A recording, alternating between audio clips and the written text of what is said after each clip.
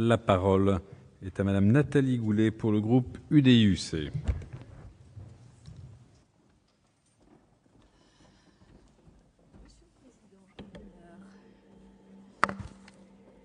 Monsieur le Président, Monsieur le Ministre des Affaires étrangères, Monsieur le Président de la Commission des Affaires étrangères, vous avez été interrogé à peu près sur toutes les parties de ce vaste monde. Ça fait partie du jeu et finalement du débat et de tout son intérêt.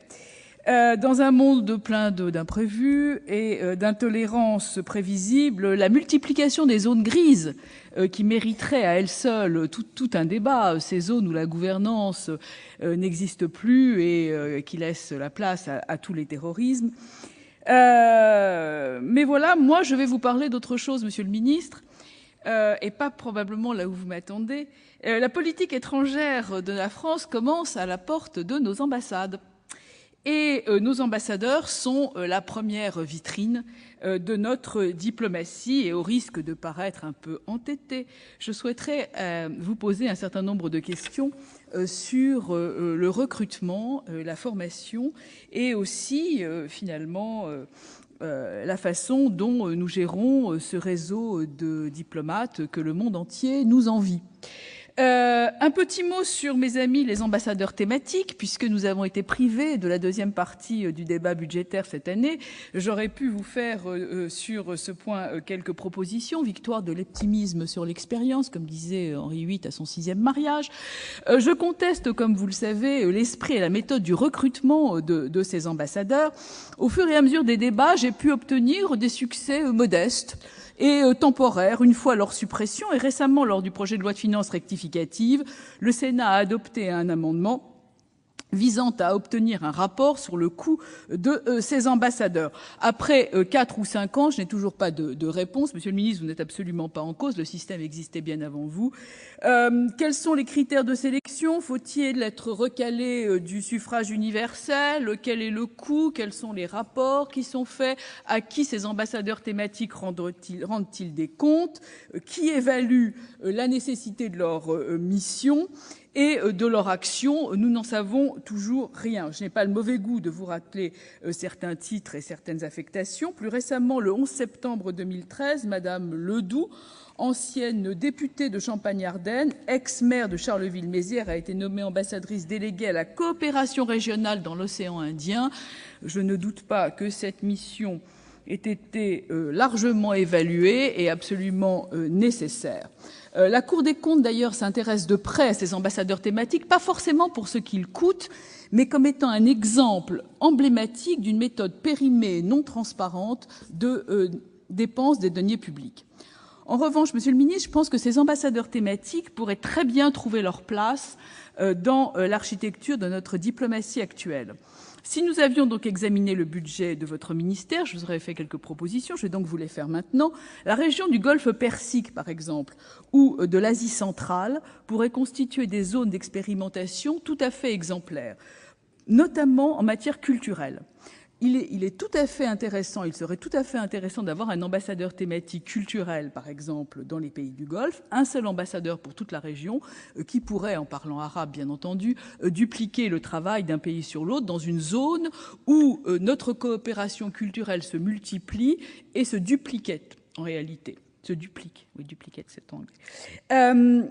Par ailleurs, d'autres secteurs pourraient être aussi l'objet de nominations d'ambassadeurs thématiques plutôt que de conseillers par ambassade, parce qu'un conseiller culturel par ambassade me semble désormais un peu périmé. On pourrait avoir un seul conseiller par région, notamment la coopération médicale, les énergies renouvelables, la lutte contre la pollution, par exemple, qui pourrait aussi être un sujet, et ces ambassadeurs pourraient servir d'exemple pour promouvoir notre technologie.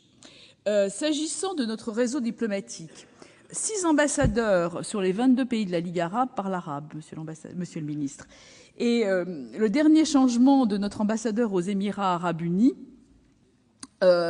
a attiré un peu l'attention, puisque le nouvel ambassadeur ne parle pas arabe, que le précédent qui était ambassadeur absolument exceptionnel, qui avait été au Qatar, puis aux Émirats, et à qui on a proposé l'Irlande. Ce poste tout à fait éminent et tout à fait important l'a dissuadé de rester dans notre haute administration diplomatique, ce qui est un peu dommage. Aux Émirats, le premier conseiller ne parle pas arabe non plus. Je comprends que le véhiculaire se fasse en anglais, mais pour l'importance de nos relations avec ce type de pays, je pense que comme notamment en Arabie Saoudite, il est bien, il est convenable et il est respectueux de nos hôtes que nos ambassadeurs passent la langue du pays. Vous avez évidemment la co-tutelle de l'Agence française de développement, on en a parlé tout à l'heure.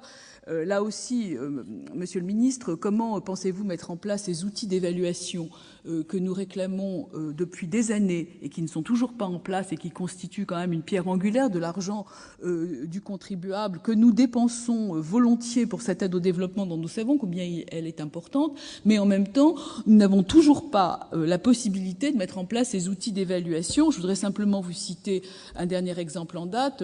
L'Agence française de développement a concédé un prêt à l'Azerbaïdjan et Dieu sait que ce pays n'en a absolument pas besoin.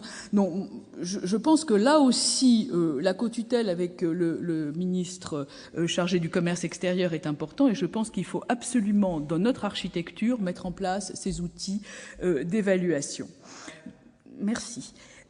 Donc, nous rejoignons ici la diplomatie économique que vous avez décidé de booster, et je pense que nous en sommes tous très contents et aussi très conscients. Vous avez mis en place des ambassadeurs dans les régions.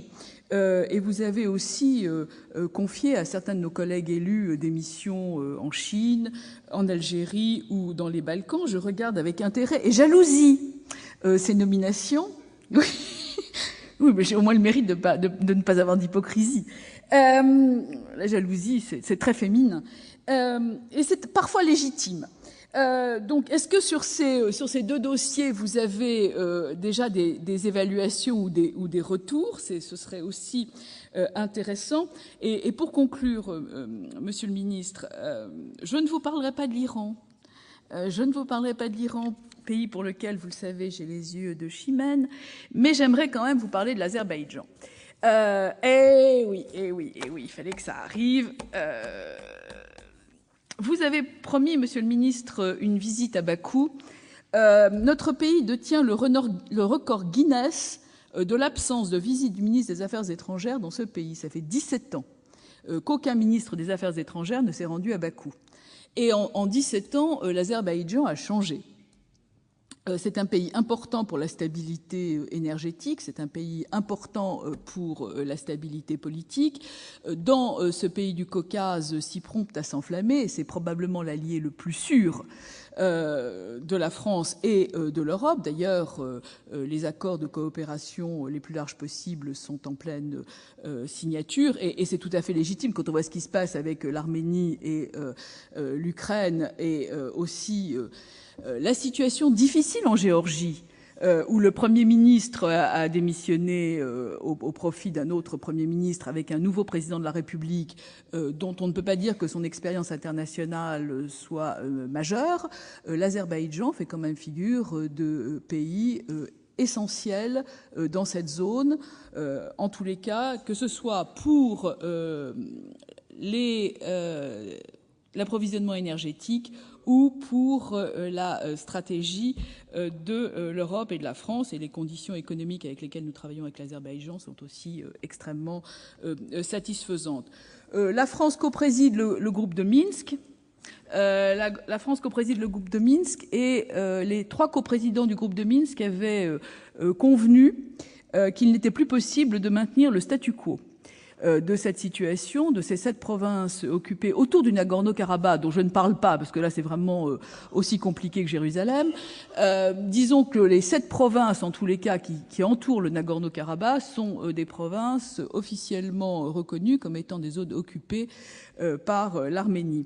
Et donc, pour reprendre le débat et mettre un terme à ce statu quo dommageable, Monsieur le Ministre, est-ce que vous avez une piste pour faire redémarrer ce dialogue et faire en sorte que nous sortions de ce statu quo dommageable et qu'on puisse reprendre le dialogue et en tous les cas une certaine confiance entre les belligérants, dont le moins qu'on puisse dire est qu'elle a totalement disparu et qu'au contraire la situation risque encore de se dégrader. Donc il faudrait évidemment que l'Arménie libère ses territoires occupés, ce qui permettrait à environ 1 millier de réfugiés azerbaïdjanais de revenir dans leur territoire. Ce serait un bon point pour le redémarrage de ces négociations qui évidemment reviendrait sur le Nagorno-Karabakh, encore une fois, qui n'est pas en ligne de compte aujourd'hui, mais simplement sur ces provinces occupées et reconnues comme telles.